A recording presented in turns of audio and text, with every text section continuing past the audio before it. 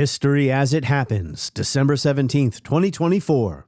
Georgia, between the Kremlin and the West. More than 100 demonstrators were arrested overnight in Georgia as protesters. Georgia says 21 police officers have been injured in pro-EU demonstrations on Sunday. The unrest was triggered by So the police right now are firing streams of water from inside the parliament. Today, we have decided not to put the issue of opening negotiations with the European Union on the agenda until the end of 2028. The demonstrators are saying the ruling Georgian Dream party has betrayed Georgia. Protesters have taken to the streets of Tbilisi, clashing with police. For 3 weeks, they've condemned their government's decision to suspend talks to join the EU.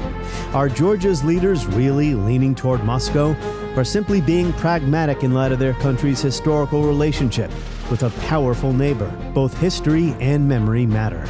That's next as we report history as it happens. I'm Martin DeCaro. Russia has tended to view the expansion of freedom and democracy as a threat to its interests. NATO is calling for a halt to fighting in Georgia's South Ossetia region, battling that could draw Russia into a full-scale conflict. Witness the terrifying aftermath of a Russian airstrike on one Georgian town. Well, yeah, I think it's incredibly difficult to see the recent course of events simply in terms of this reaction to one law or one decision by the current ruling party. I guess I'll start with saying in 2012, Georgian Dream came to power as this party that was going to undo or right the wrongs, you could say, of the previous government, which was led by a man named Mikhail Saakashvili and the United National Movement. And so the Georgian Dream's power and claim to legitimacy was totally rooted in this idea that we are going to move away from the mistakes that were made under the Saakashvili era.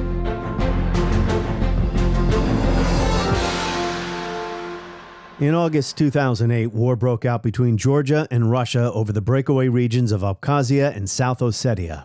Who is more to blame remains the subject of controversy.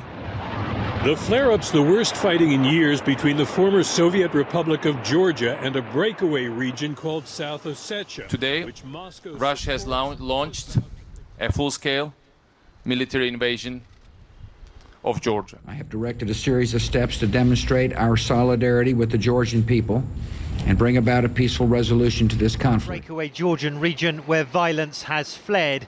Russian troops, backed by tanks and armored vehicles, are patrolling the streets. The following September, a report commissioned by the European Union blamed Georgia for starting it, but said Moscow's military response went beyond reasonable limits and violated international law. The findings were also very critical of Georgia's conduct under President Mikhail Saakashvili, whose attempt to retake the two regions, which were, after all, legally part of Georgia, failed. Mikhail Saakashvili, who had been viewed as an important partner by the Bush White House. I'm impressed by this leader. I'm impressed by his vision. I'm impressed by his courage. We are proud to be a friend of the United States. I'm speaking on behalf of every Georgian. I have to say that this cooperation, friendship, the U.S. helped us when we needed it most. And like other peoples in Europe, we'll never forget that. But our cooperation that held friendship is not only about security, it's not only about economy. Primarily, it's about our shared values.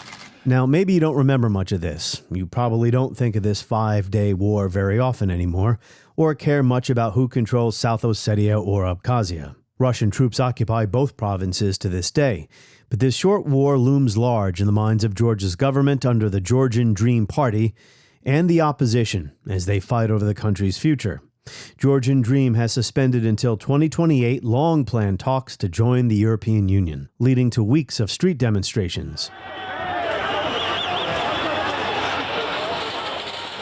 As our guest in this episode writes in Jacobin, Georgian Dream came to power in 2012-2013, aligned with the Party of European Socialists. Always committed neoliberals, Georgian Dream was social democratic in name only. It presented itself as a radical change from the 2004 to 2012 government of Saakashvili and the United National Movement, yet has pushed forward its core tenets, market economics, EU and NATO integration, and building a European Georgia. This technocratic party pursued a policy of strategic patience with Moscow after the 2008 Russo-Georgian War, and of structural reform to align with EU accession requirements. Georgian Dream embraced strategic partnership with Washington, yet mildly de-emphasized Saakashvili's U.S.philia by emphatically pursuing EU membership. Now we'll share a link to historian Bryan Gigantino's essay in my weekly newsletter. You can sign up at historyasithappens.com, and he'll be joining us in a moment.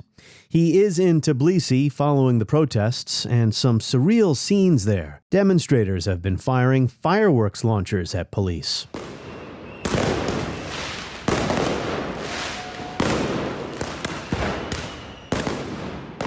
Or, as seen in this BBC News segment, a reporter asked Georgia's prime minister why he had suspended the EU talks, and the prime minister denied it.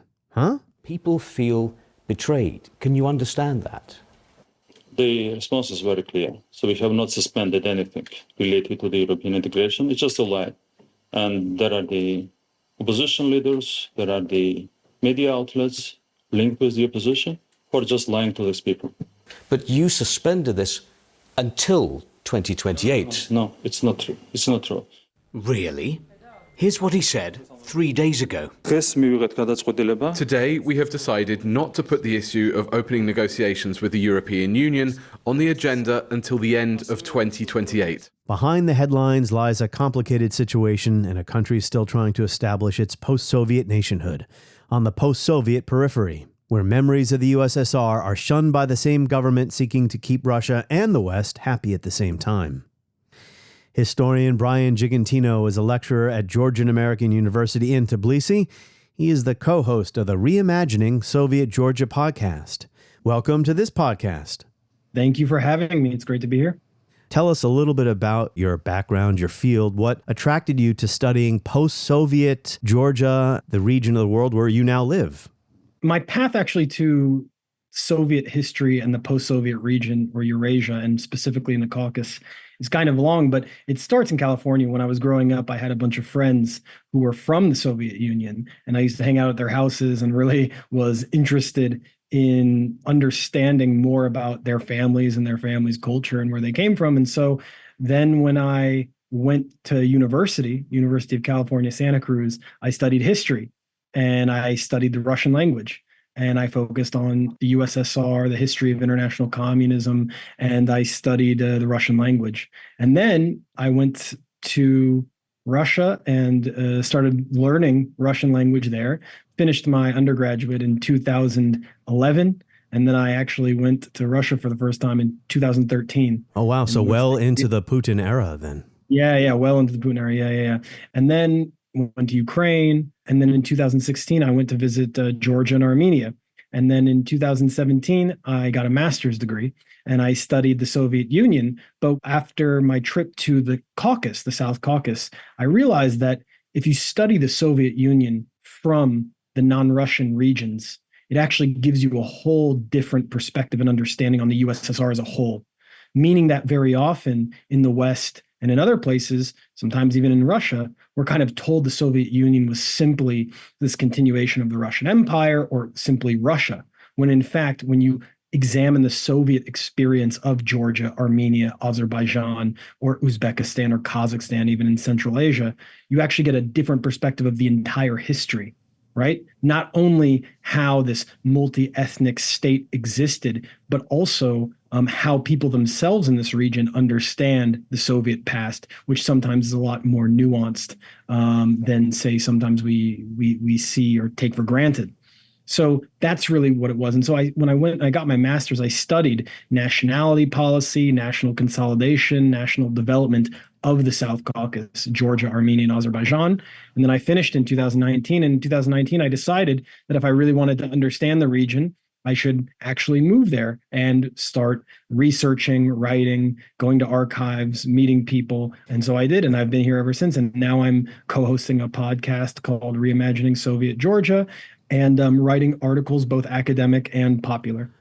Well, I would venture to say that you know more about Georgia than almost all American citizens, myself included. You know, when I grew up in the 1980s, early 1990s. The Soviet Union was this dark and scary place. I remember Ronald Reagan and the Evil Empire. It always seemed to take up the entire atlas, the world maps they'd hang from the classroom walls in school. This huge USSR looked like communism was controlling almost the entire world. And then after 1991, suddenly it's gone. And I mean, I didn't think about Georgia at all. I knew that Stalin was from Georgia and Edward Shevardnadze, who was Gorbachev's foreign minister. That's about it. Until the last couple of weeks to prepare to speak to you because of these protests in Tbilisi and other parts of the country. So let's talk now about some recent developments that listeners may be familiar with. They've been in the news, and put them in a larger context to explain why there is popular discontent in Georgia right now. There was a passage of the law on transparency and foreign influence that rubbed the United States and the EU the wrong way. There was a law banning gay marriage.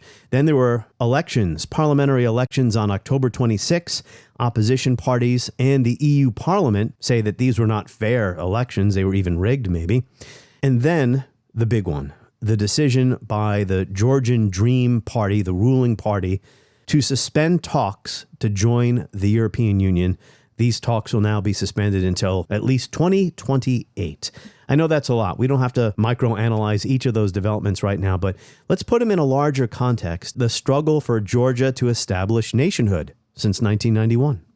Well, yeah, I think it's incredibly difficult to see the recent course of events simply in terms of this reaction to one law or one decision by the current ruling party. I guess I'll start with saying in 2012, Georgian Dream came to power as this party that was going to undo or right the wrongs, you could say, of the previous government, which was led by a man named Mikhail Saakashvili and the United National Movement. And so the Georgian Dream's power and claim to legitimacy was totally rooted in this idea that we are going to move away from the mistakes that were made under the Saakashvili era. One of those mistakes was, of course, the war with Russia in 2008 over Abkhazia and South Ossetia. These are two contested territories which Georgia claims that are rightfully under Georgian jurisdiction, but are recognized as independent by the Russian Federation.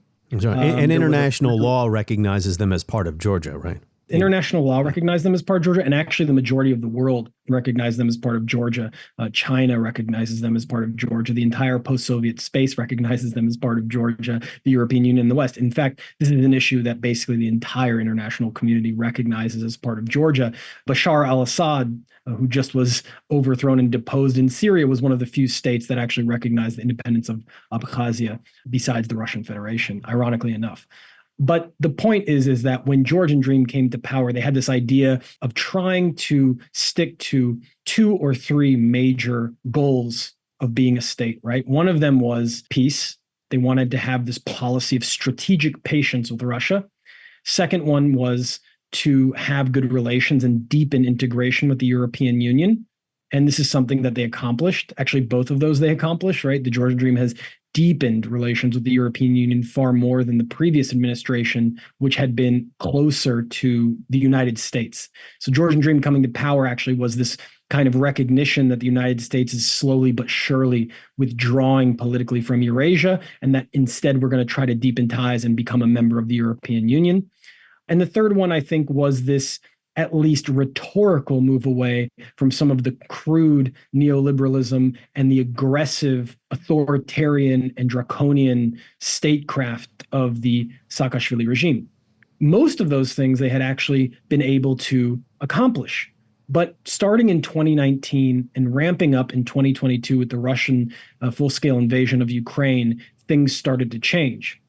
And maybe we can talk about what those changes were. But around that time, you started to see a split between Western-supported NGOs, the opposition mobilizing more against the ever-embattled Georgian Dream government.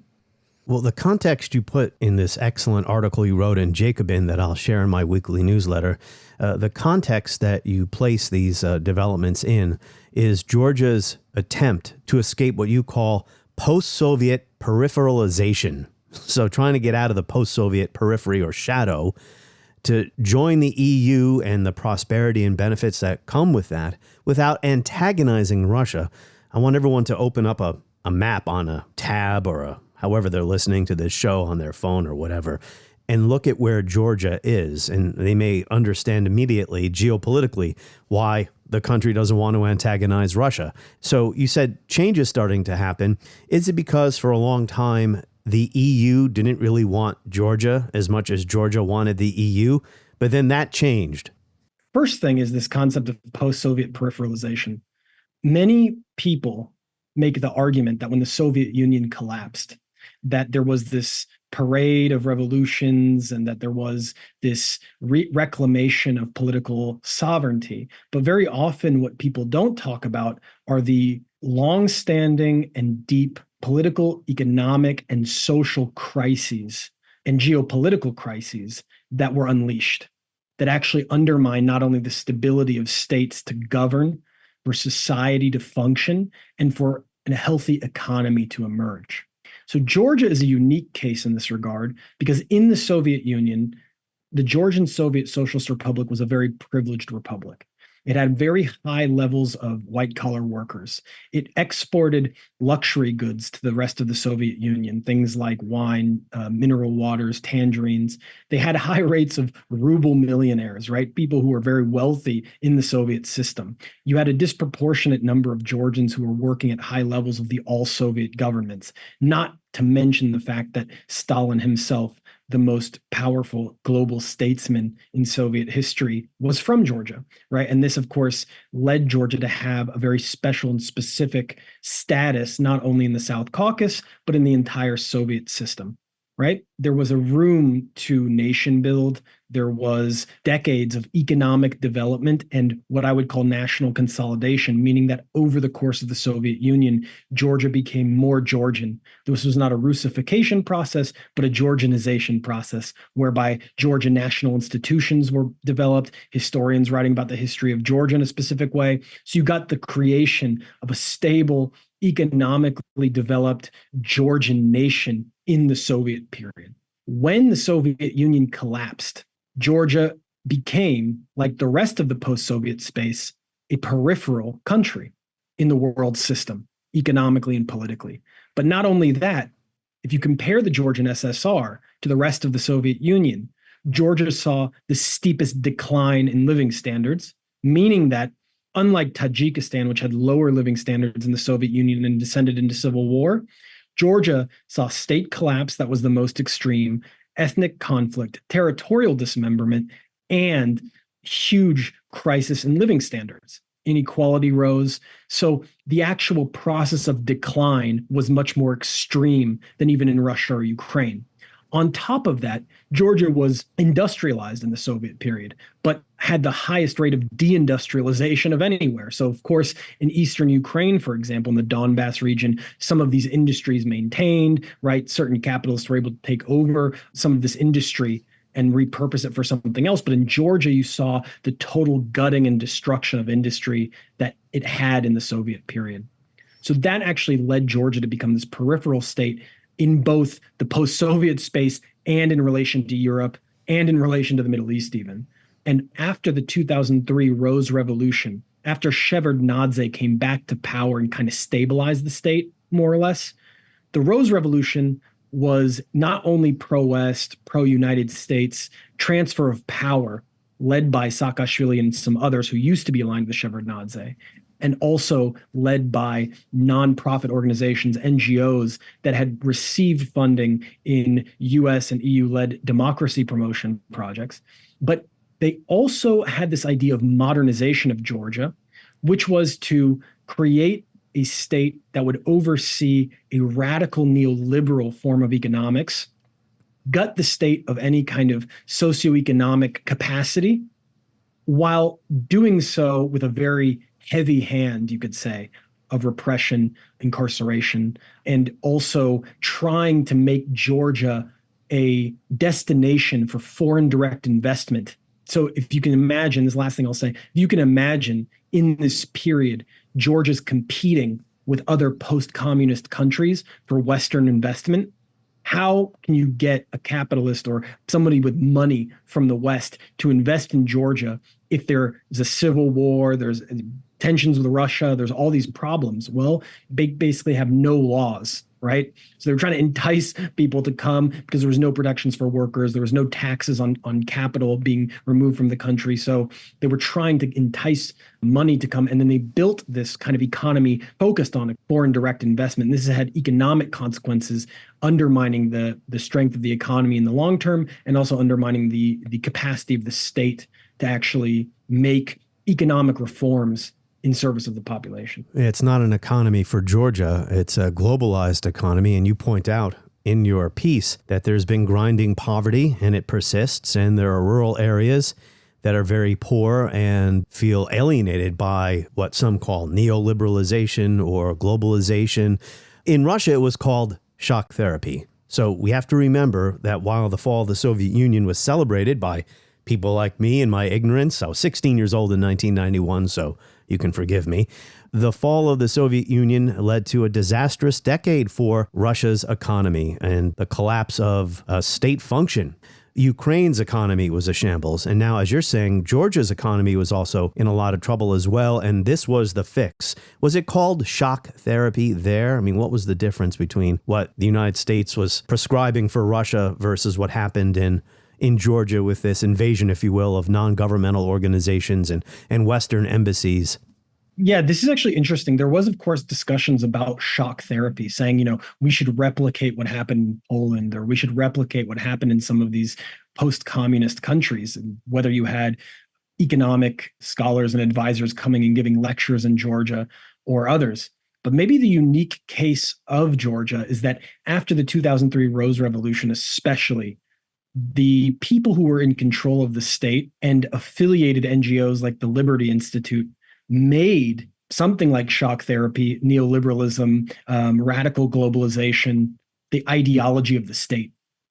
So it wasn't simply that you had external forces imposing it on Georgia, but you had a wing of the elites who had now come into power, who were trying to not only nation build, meaning like a new flag, a new national identity, what makes Georgia part of the West in this particular historical moment, 2003, 2004, 2005, of US-led unipolarity and globalization, right? The march of the West into the post-communist world, but also trying to say that this is naturally part of what it means to be Georgian. And in my view, this was actually something that was naturalized to such a degree where, the national mythologies of Georgian history were rearticulated through this political and geoeconomic and geopolitical view, right? We're historically in opposition to Russia. We're historically part of the West. For example, Saakashvili opened up a statue to Ronald Reagan in the center of Tbilisi. And at the unveiling in 2010 or 11, he says, Ronald Reagan, we're indebted to him because he's the one who actually freed Georgia from the tutelage of Soviet communism by opposing the Soviet Union, right? Or one of our national heroes, Ilya Chavchavadze, was the original economic liberal.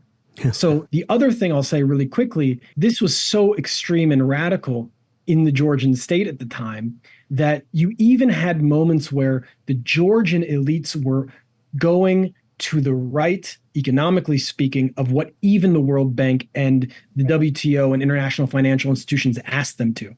More Catholic than the Pope, as we say. And this is where anti-Soviet memory politics comes in, the instrumentalization of history, the ruling party, Georgian Dream. How do they use, in this moment where they're now pulling away from EU talks and from the vantage of the West, moving closer to Russia? I mean, are anti-Soviet memory politics still in play here? I mean, it's a very complicated situation because it's not like these protesters want to go back to communism and a command economy. The protesters want to join the EU. Yeah, I'll start with saying that I guess I'd first argue that I don't think that Georgian Dream is trying to go towards Russia. This is actually a misnomer because the Georgian Dream government is simply trying to mitigate what is a real and ever-looming threat of a more aggressive and assertive Russia in a time and in a moment and in a neighborhood where they have to, right? There's no way that a state like Georgia with a very weak military can rely on NATO. They can't rely on Turkey. They can't rely on the EU, and they definitely can't rely on the United States to protect them if there was to be a conflict with Russia. So one of their goals, and again, I have many critiques of Georgian Dream, but one of the goals that I think is a rational one is to get the Russian Federation and Putin to perceive Georgia as a sovereign state that is not a proxy of the West. And part of that has to do with making certain political concessions, but doing them in a way that doesn't compromise or sacrifice the limited sovereignty that the state already has. Yeah, fair or unfair, that's just the reality of it, where Georgia is on the map, right? Right. And a lot of this has to do with the fact that the EU and NATO, of course, have been long dragging their feet in relation to Georgia. Because, of course, there's all the reason in the world to believe that neither the EU or NATO are actually interested in integrating Georgia. But they have this kind of worst case policy where they're kind of dragging the country along. Not to digress, let me just interject here, but this was the critique of what George W. Bush did at the Bucharest conference in 2008. He floats the idea of having a membership action plan for NATO membership for Ukraine and Georgia when everyone knew that countries like France and Germany would object, and it went nowhere. But it antagonized Russia, and it leaves the country itself in a no man's land. This week, our alliance must also decide how to respond to the request by Georgia and Ukraine to participate in NATO's membership action plan. These two nations inspired the world with their rose and orange revolutions, and now they're working to consolidate their democratic gains and cement their independence. Welcoming them into the membership action plan would send a signal to their citizens that if they continue on the path to democracy and reform, they will be welcomed into the institutions of Europe. It would send a signal throughout the region that these two nations are and will remain sovereign and independent states. That's exactly what happened. And this is much more informative of a moment to understand some of the actions that the current government has taken over the past few years. In response to your question about anti-Soviet memory politics, it's also quite complicated. The first thing that I would say is that anti-Soviet memory politics came back to Georgia when the Soviet Union collapsed. And in a sense, they had been kept incubated by the Georgian emigres during the Cold War. And when they come back, this anti-Soviet idea of Georgia, divorced from the national consolidation and development during the Soviet period, when they come back, they play a role in animating how people are imagining this new nation that's going to emerge. Shevardnadze, when he was in power from 1995 really until 2003, was overseeing such a crisis that there wasn't a clear nation building project. It was more about, okay, eventually we want to be part of Europe, but we really need to get the state just organized. In 2003, after the Rose Revolution, Saakashvili's government actually tried to rebrand Georgia to being a historically European state, eternally struggling for freedom against Russo-Soviet occupation, because the Sovietization of Georgia was done by Georgian Bolsheviks with the help of the Red Army in 1921, after the small period of pseudo-independence between 1918 and 1921, where a different faction of social democrats were in control of Tbilisi. The point is that the narratives about quote-unquote Soviet occupation had actually been renaturalized in the post-Soviet period, but became part of the national narrative state-led national narrative under Saakashvili. So you saw things like the banning of communist symbols, the creation of the Museum of Soviet Occupation, an attempt to reorganize the Stalin Museum in Gori, right? The destruction of Soviet monuments.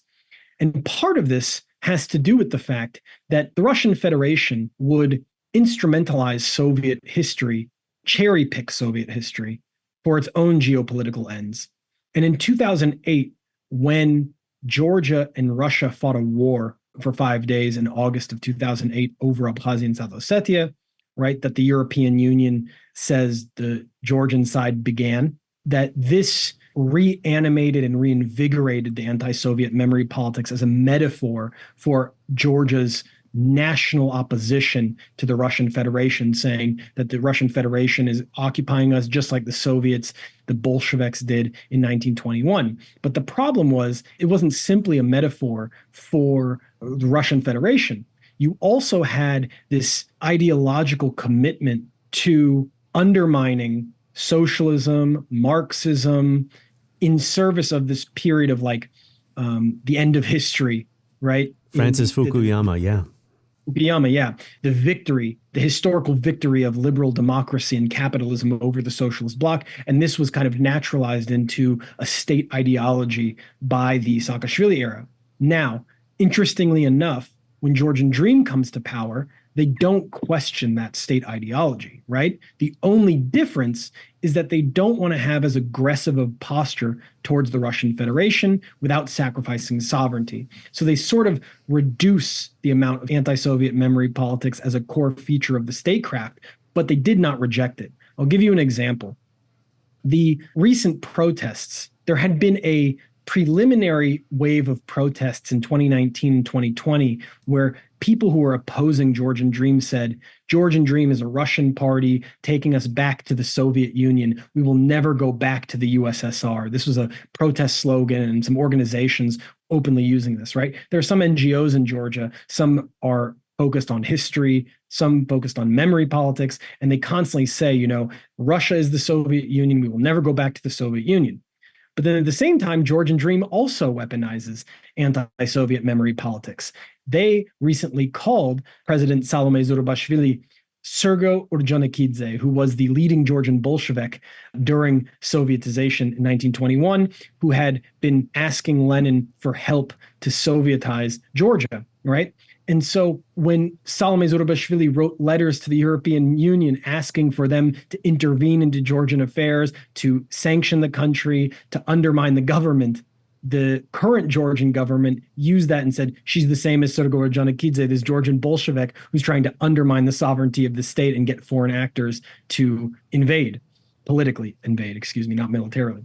So you see the way that both sides use this, because in my view, Georgian Dream is incredibly anti-communist, very hostile to the Soviet past, and in fact, they are also not very fond of Russia. They simply are trying to forge a pragmatic course, but this pragmatic course has led them into tension with certain segments of the collective West, not all. The collective West is fractured and has led to this current crisis. So in 2008, there were separatists in those two regions, Abkhazia and South Ossetia, and the Georgian government sent its military there to quell the separatists, right? And that's what provoked the Russian military intervention. Is that the short history of it? Kind of. I mean, the issue is that since the collapse of the Soviet Union, remember that in the 90s, there was a war between Abkhazia and Georgia in the 90s. Which is a very complex story that I don't have time to get into all the details about. But the important point is that between the 1990s and 2008, both South Ossetia and Abkhazia were considered territorially part of Georgia under Georgian jurisdiction. It's just the Georgian government never had full control over the two regions. South Ossetia was an autonomous oblast. Abkhazia was an autonomous republic during the Soviet period. And so the national intelligentsia and elites of these two regions wanted to maintain some semblance of sovereignty in the post-Soviet arrangement, and this led to conflict over what that would mean in the post-Soviet period. So the 2008 war was initiated by Saakashvili when he began to shell the capital of South Ossetia, Tskhinvali, but there was a long lead up to that moment. There were some, shootings that happened. The Georgian government tried to take control of South Ossetia by closing this economic lifeline to the region, this large market. And then it exploded in 2008 when he decided to unilaterally begin the conflict. There are different explanations for what led to it, but it's clear that even if you were to say that the Russians were mobilizing and that there was this conflict that was unfolding, that it was the Georgian side led by Saakashvili and the United National Movement that actually started the conflict. Something I've learned from doing this podcast over the past 4 years, which has necessitated a number of episodes about the collapse of the Soviet Union in this period of time we're living through right now, is at the end of the USSR, while championed and celebrated in the West. It was an end, but it was also a beginning. And the best way to understand the collapse of what was an empire, if you will, is as a process that is still unfolding and often unfolds in very bloody ways. The end of the Soviet Union was much, much more bloody and violent than sometimes people want to give credit to. Yeah, it's often called the Wars of Soviet Succession. Some people use that term, what's gone on. But I think I would approach the question slightly differently. It's actually the fact that the Soviet Union was organized in a non-imperial way internally that has led to the reason that it has actually fractured in the way it has. The Georgian Soviet Socialist Republic, like others, built their nationhood, their national institutions, and was deeply economically integrated with an all-Soviet economy, right? In a sense, the Soviet Union was so good at building nations. It created these blueprints that when the Soviet Union collapsed, that the nomenclatura and the elites of those different regions could just immediately turn into nations. In the Georgian context, it was overly dependent on the all-Soviet economic structure, which was completely integrated in such a way that when the Soviet economy collapsed, this integrated economy, and I personally view as like a non-imperial structure, it was something else. The word empire, it suggests that there was this center that was dominating the periphery. But in the Georgian case, not only Georgians themselves, but the development, the forms of national collective rights suggest that it was some other kind of structure that still needs to be adequately interrogated and thought about. And there are debates that are among historians about, what exactly the Soviet Union was. It's actually precisely because of this shared modernity, shared economic integration, and shared kind of like universalist vision that collapsed that has made the post-Soviet period so difficult. And one of the reasons that you have, whether we're talking about Russia, Ukraine, we're talking about Armenia, Azerbaijan, we're talking about Russia, Georgia, what I call this post-Soviet sovereignty crisis. Why is it that none of the states can actually assert some semblance of protected sovereignty in this post-Soviet period that's so dangerous? And I think it's got to do with the way that this unique polity was dismembered. Russia has tended to view the expansion of freedom and democracy as a threat to its interests. The opposite is true. Free and prosperous societies on Russia's borders will advance Russia's interests by serving as sources of stability and economic opportunity. And some historians have said the Soviet Union was an empire within a nation state. A minor digression, because you talked about anti-Soviet memory politics and how that has changed, its use has changed over time. Putin today sees Stalin as a state builder. He's kind of rehabbed Stalin of all people, rehabbed Stalin's reputation because of victory in World War II. That means a lot to Putin as he wages war in Ukraine. Stalin is from Georgia. What's his reputation like today, and how does the Georgian Dream Party view him? Well, the Georgian Dream Party does not comment on Stalin. They don't make commentary on Stalin. But the thing is, in Georgia, I think the vast majority of Georgians have a respect for Stalin. And the reason that they have a respect from Stalin is very clear, that this was probably the most famous and globally important Georgian to ever live, right? The most recognized Georgian to ever live. But not only that, I think Stalin is a representation of the unique position that Georgia had within the Soviet Union, which is that a Georgian was running the entire USSR. Beria was also from Georgia. Orджonikidze was also from Georgia. A number of different well-known all-Soviet political figures were from Georgia. And this was, I think, a point of pride. There's two ways to think about it. The first is that because state-led and NGO-supported and academia-supported erasure of the nuanced texture and complexity of the Soviet past, Stalin is one of the remnants in terms of like him as a person, where people can actually have reconciliation in some way with the Soviet past, right? Because the Soviet past in Georgia's Soviet experience is not simply about Stalin, right? There was national development, there was linguistic development, there was scientific development, all kinds of cultural production, economic stability, industrialization, Georgian engineers going around the world and helping build things, or all of these different aspects of the Soviet past, which have been basically erased from the public sphere in terms of being something to be proud of, embrace, and discuss. Whereas like Stalin is simply an image that people can use as the basis from which to try to connect with that in a sphere in which nothing else is allowed to exist, is politically kind of banished. Also, of course, Georgia benefited quite greatly under the Stalin period. There's not really a basis in the historical memory for having an antipathy towards Stalin like some others have. For example, even in high Stalinism, the Georgian party was able to use that moment to consolidate Georgian nation building in different ways, right? So that makes it also a much more nuanced and complex thing. These complexities are fascinating. We could spend all day discussing the history of Stalin. As a matter of fact, I'm sitting here in front of my microphone. I have a bookshelf, and I have Stephen Kotkin, Volume 1 and Volume 2, waiting for him to finish the third volume of his. I would recommend a great book by one of my favorite historians, Professor Emeritus at the University of Michigan, Ronald Suney. He recently wrote a book about Stalin's younger years in Georgia. It's called Stalin, A Passage to Revolution. And it's kind of in conversation with and a little bit critical of Kotkin. He was one of the first he's of Armenian origin, but American historians to study the Caucasus and Sovietology in the United States, and really wrote some of the initial works in English about Georgia, about Armenia. And he wrote this amazing book recently. It was like kind of one of his final books because he's retiring, about Stalin's younger years in Georgia. And I think it really opens up some of these complexities about Stalin being a revolutionary in Georgia and his role here.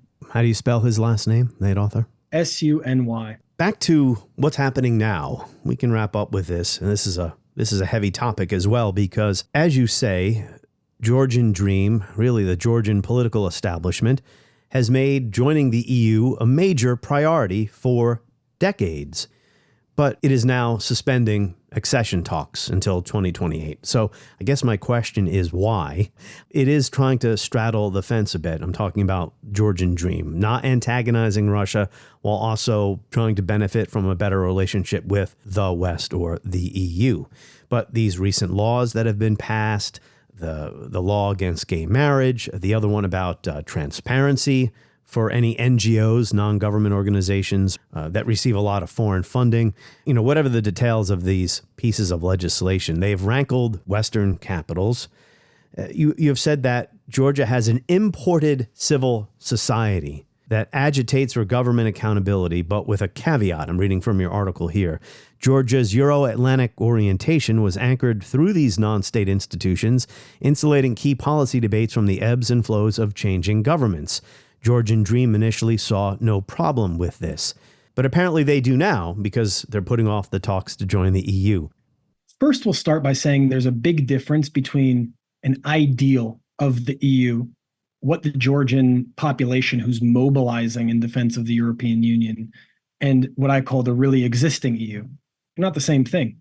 So in Georgia, the European Union is this kind of messianic form of nationalism that claims that if Georgia is part of the European Union, that its security, economic, and problems of governance are all going to be resolved. Yeah, right. It's even in the Georgian constitution, right? Joining the EU. Right. And that is not the same as a really existing EU. It's sort of how there's a difference between a nation and a state. That's the first most important thing to understand, that in Georgia, there is this articulation of the national idea through Europeanization and joining the European Union. That's one issue. The second issue that you alluded to was about how Georgian Dream in 2018 passed a constitutional amendment in alliance with Western-funded NGOs in the country, because they were essentially in alignment, to enshrine EU and NATO membership into the Constitution. But 2018, 2019, up until the 2022 invasion of Ukraine by Russia, there started to be a fracture between the NGO sector and the ruling party. And a lot of this had to do with the fact that there were a number of different moments that I think exacerbated this conflict, where the NGOs moved away from saying, we are going to work with the government to try to help ensure certain types of reforms, to becoming basically an oppositional political force, right? And those are two different positions. Do it our way, do it this way, or else, basically, is what they say, right? Right. Because civil society in Georgia was developed through the view of the European Union and the United States in terms of democratization and anchoring this Western orientation in a sphere that was institutionalized with foreign money as something separate from the state, you basically have this institutionalization of a form of pressure on the state that now the state is trying to sort of assert its own political sovereignty from, for different reasons. Now, the current crisis, I think, has a lot to do with this Article 78 in the Constitution. I'll say it very plainly. In 2022, Ukraine, Moldova, and Georgia applied for EU membership. Georgia was, by all metrics, ahead of Moldova and Ukraine in terms of being ready for accession talks with the European Union.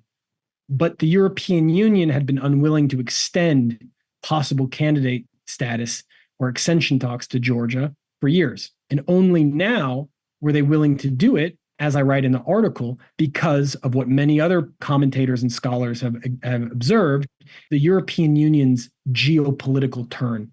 And what I mean by that is that the war in Ukraine has basically encouraged the European Union to try and assert something that looks like a more geopolitical posture. Part of that has to do with anti-Russian front, basically, right? An anti-Russian front in the current conditions, because I work from the position that at some point they're probably going to make up with Russia. But I digress. The European Union basically saying right now we want to assert this kind of anti-Russian front. We're also, the European Union, since the Obama years, has come under pressure from the United States to begin paying more for its own security and other actors inside of the European Union, whether we talk about the French government or others like currently the Orban government saying we need strategic distance from the United States because we cannot rely on the US for all of our security needs. And we want to integrate more with China. And if the US and China are involved in what is an emergent new Cold War, then we need to actually protect our economic connections to the East in this era of rising multipolarity.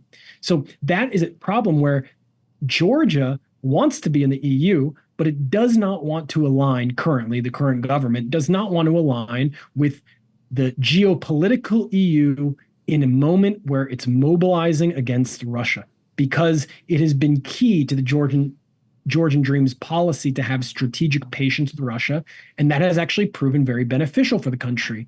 The Russian Federation, for example, has removed sanctions that it imposed on Georgia in regards to direct flights. Georgia has dependencies on Russia for exporting wine, tourism, for the import of other raw materials.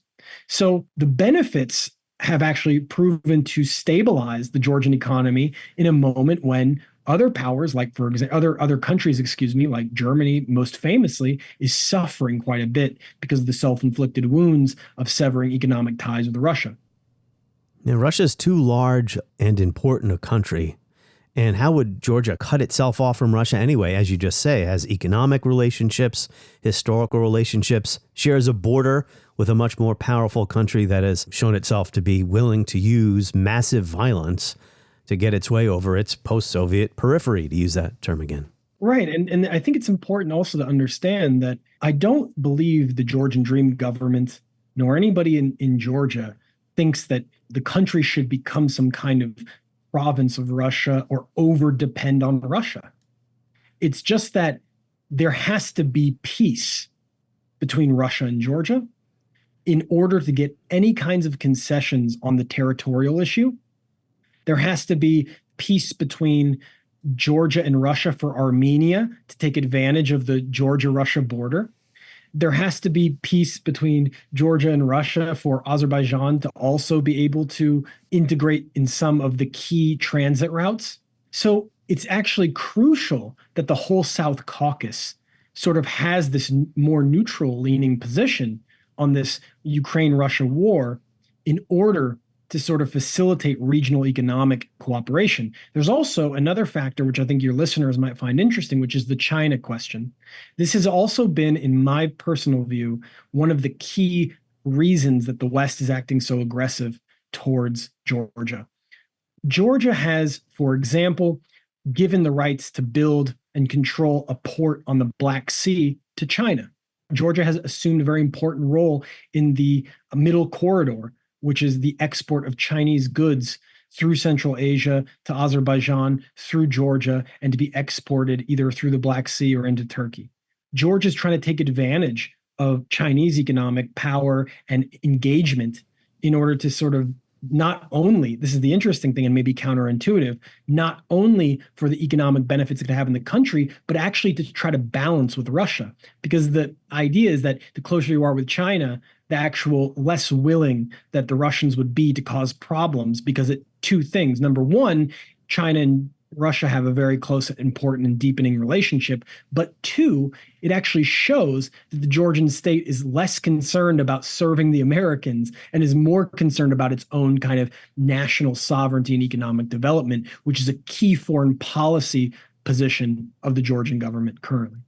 And China won't say, don't pass that anti-gay law or you won't get our investment. They don't make any qualms about it. I think that this is very true. They're not going to make demands. Also, I want to mention at least one thing about the LGBT legislation. This is a very complex topic because in Georgian society, there's actually the opposition, the supposedly pro-EU liberal opposition, also does not embrace LGBT rights. Right? Georgia is an incredibly conservative society. And you have this very uncomfortable reality that I think is still not widely understood, which is that in countries like Georgia, when the Western governments support NGOs, a small elite minority in the country, pushing cultural types legislation, I think it actually alienates part of the population who would otherwise not even engage with this question of like LGBT rights. Like Georgians are very open and accepting people, and I think there's no inherent homophobia among the Georgian population. It's just that the government tries to use the cultural question, and some of the NGOs also try to use the cultural question for other political ends.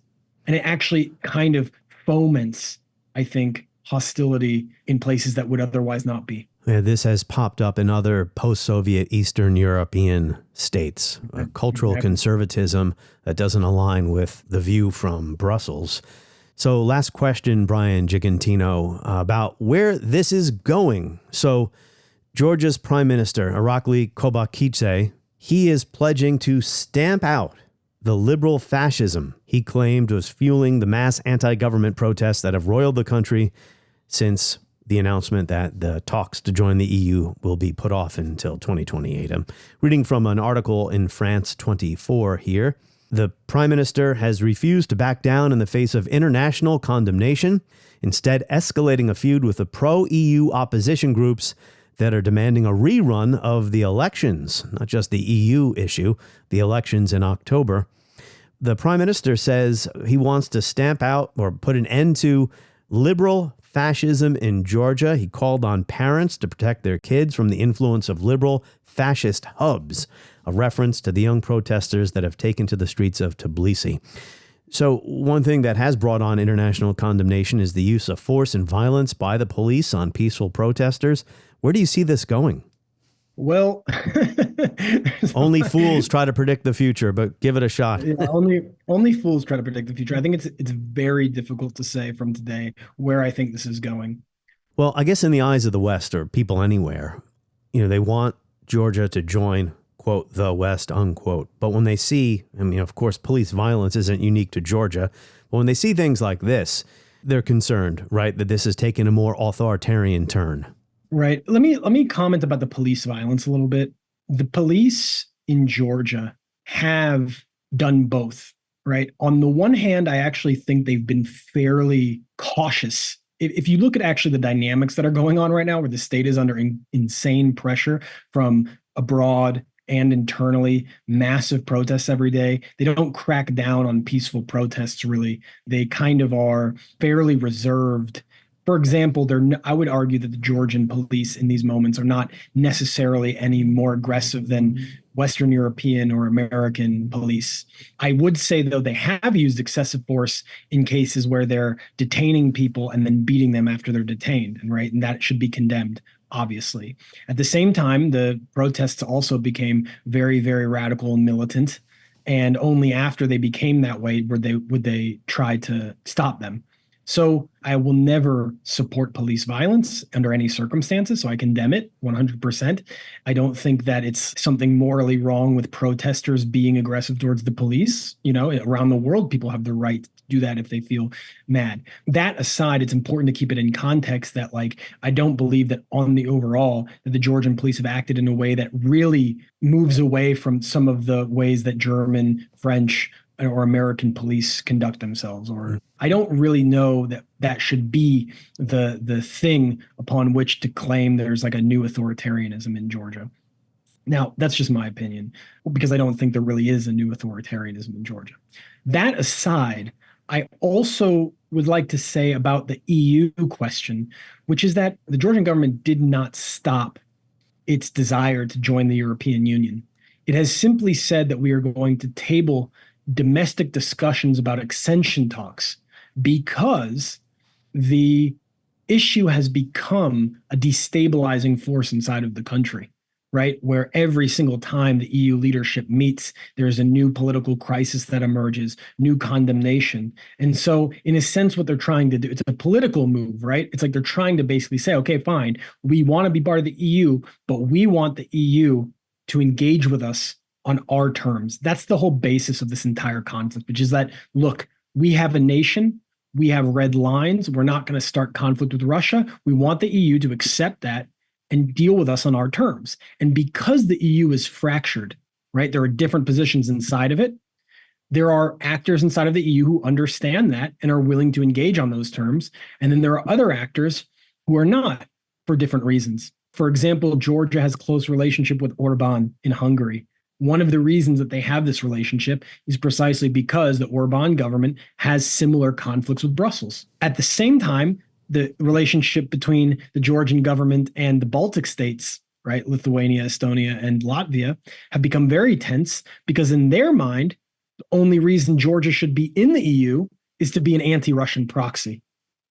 There's a disagreement about the whole posture of the EU that's fracturing the actors on how they relate to the red lines that the Georgian government is trying to assert without being an anti-EU state, right? Because they're not saying we want to join an anti-EU coalition. They're saying we want functional neutrality in the war and we want some of our red lines to be protected. Because again, you have to remember, and this is something that I think is important for everybody to remember, joining the European Union is also not simply about democratic reform. It's about economic integration, right? It's about trade. It's about geopolitics. It's about security. It's about all kinds of things. And the context in the South Caucasus is not the same as in Denmark, right? This is a completely different set of circumstances. And the question is the EU going to be willing to understand that? Or are they going to keep pressing? And if they keep pressing, my fear is that basically what's going to happen is that they keep pressing, they'll actually see Georgia take a more aggressive stance because they're not going to move on some of these red lines. In 2014, what sparked the uprising against Yanukovych in Ukraine was that he reneged on a trade deal with the EU to placate Moscow's concerns. He was under pressure from the Kremlin. I don't think Putin wanted Ukraine to join the EU. Has he laid down a red line, if you will, about Georgia joining the EU? No. And I have my own opinion on this. And I'll tell you, first and foremost, it seems pretty clear that the red line is going to be NATO membership in Georgia. That will probably be the longer term red line for Georgia-Russia relations. But it's not an issue right now because of the posture of the Georgian state and the fact that the Georgian government has since 2022 especially removed focus on the NATO question. So that's the first part. In terms of the EU, there's two ways to look at this. Why would Russia oppose a state like Georgia being in the EU? Well, I think they would oppose it being in the EU precisely because Georgia and Russia have certain types of trade relationships, certain types of economic relationships that could be undermined by joining the EU common market. And that was the case in Ukraine in 2014, but go ahead. Yeah. Right. So there would have to be certain kinds of negotiations to protect, for example, Georgian wine exports to Russia if Georgia was to actually join the EU, right? That's like one issue. So the second one is a political one, and it depends on how you understand the Kremlin, right? There's debates about this. If you think that the Kremlin is set out to basically try and destroy the European Union or is out to undermine it by any means necessary, well, then you would think that the Russians would do everything they can to try to undermine Georgia's EU membership. But at the same time, in my view, if the EU had a different posture, if you have a state like Hungary, which is able to actually kind of bolster, in a sense, the Russians standing inside of a very hostile EU and can actually maintain good relations economically and politically with Russia, my sense is that they would not have a problem with Georgia joining the European Union if certain security and economic conditions were met. And some people disagree with me on this, but in general, that's sort of how I see Russia viewing a state like Georgia, that if they are not a military proxy of the West, and if they join the EU under different circumstances, then it would be not a problem. And basically, the question is also, what is the EU going to become? Because I work from the position that the EU is headed in a direction where it's actually going to maybe transform into some other type of political polity. It's going to become some other type of union, because it seems to me that the geopolitical orientations, the national political and economic interests of the states are becoming harder and harder to unify. It's unwieldy, the size. It's unwieldy. Yeah. So when you have states like Poland that have a very different type of geopolitical posture than a state like Hungary or a state like, I don't know, even Italy or France or Spain, it becomes difficult to know how that can be maintained in the medium to long term, especially when the war in Ukraine ends and we start to see the trickle, in my view, this will happen, the trickle of various corporations, maybe even states working to rehabilitate ties economically and politically with the Russian Federation.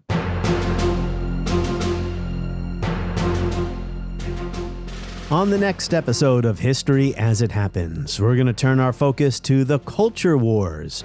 We're going to go back to the 1970s and television and Archie Bunker and try to draw a line between past and present.